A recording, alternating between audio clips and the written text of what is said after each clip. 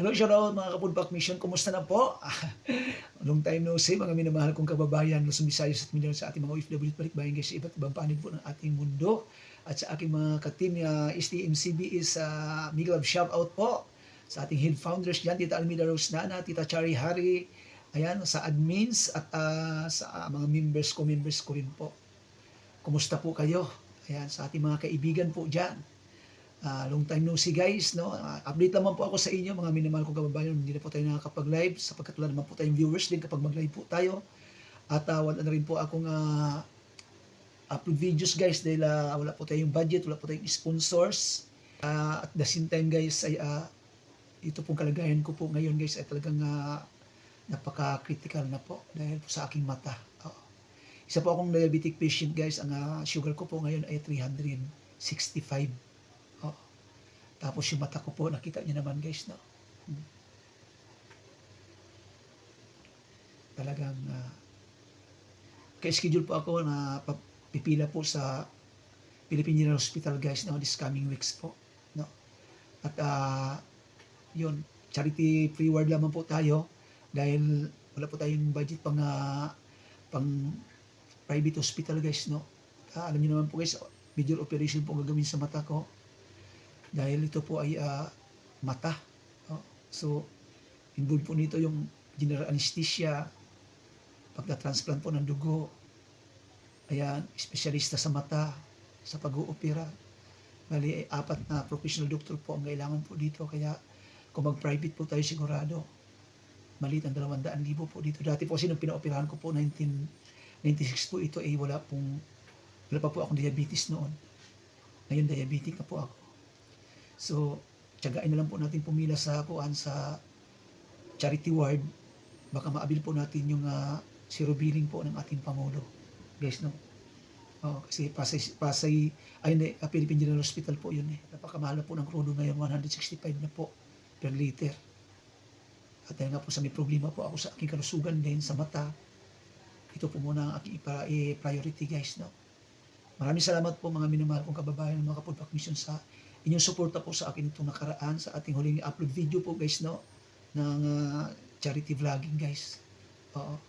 Sa mga kapwa ko charity vlogger, patuloy lamang po kayo, lang lalo na po dun sa mga nagva-viral po ang inyong mga video. Malaking tulong po kayo ngayon sa ating mga kababayan po, lalo na po dun sa mga kapuspalon po natin mga kababayan. Maraming salamat po sa inyo. Kayo na lang po muna magpatuloy at ako po kapag bigyan pa po tayo ng pagkakataon ni God na magpatuloy pa po ang ating buhay.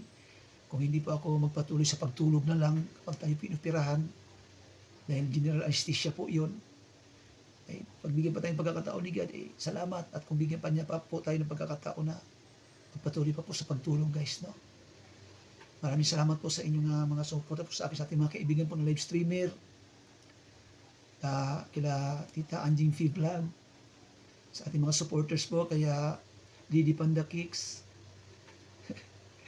kaya Mama Miss Kayak 76, Miguel shoutout kay Mama Life Reality US Vlog Ate Eden, at kay Ma'am Nino, Miguel shoutout po sa inyo, kay Mr. Darren Dobson, Miguel shoutout, Sir Ors TV ng Toronto, Canada, Ma'am Josephine Gomez ng Texas, USA, or Josephine Taguon, Good Karma Pinigiver, wow, so nice, Miguel shoutout din, thank you brother sa support. Alam ng Diyos guys kung sino po yung mga nag-ambag po na makatulong po sa ating mga kapuspalad na kababayan guys, no? Si Lord po nakakaalam po niyan. Ako po yung naging bahagi lamang po, naging tulay lamang po ninyo para ang inyong mga generous heart, ang inyong kabutihan guys, makarating po sa ating mga kapuspalad na kababayan. Sana po may ibang gagawing instrumento si God para magpatuloy po yung ating ginagawang mission sa ating mga kapuspalad na kababayan guys, no? Hindi man sa aking katauhan. Sana po dalangin nyo rin po na ako'y makaligtas pa po dito sa pagsubok po na ito. Malampasan ko po ito at magpatuloy pa po akong mabubuhay pumuli. Marami na po akong operasyon na nagawa, nangyari po sa aking buhay. Nung nakaraang taon po, 2 years ago po yata, yung gallbladder po, yung na-operan po ako, ito po yung nasaksak po ako. Dito po ako sa gilid tinamaan ng rambonite. unang opera ko po sa mata, yung nadisgrasya po ako noon sa kumpanya, it was 1996. Kaya po pinili ko po maging mabuti po yung ating gawain kaysa pagiging charity vlogger dahil gusto ko po magbalik pasasalamat po sa ating mahal na Panginoong Diyos. Lumago man tayo o hindi, palarin man tayo o hindi, taos po sa ating puso ang ating ginagawa po. Subalit ngayon po guys, ay wala na po akong budget. Wala na rin po tayong sponsor. Napakamahal po ng crudo. 165 na po ang per liter po nito. Yung aking pong inuba guys, silver, ating service.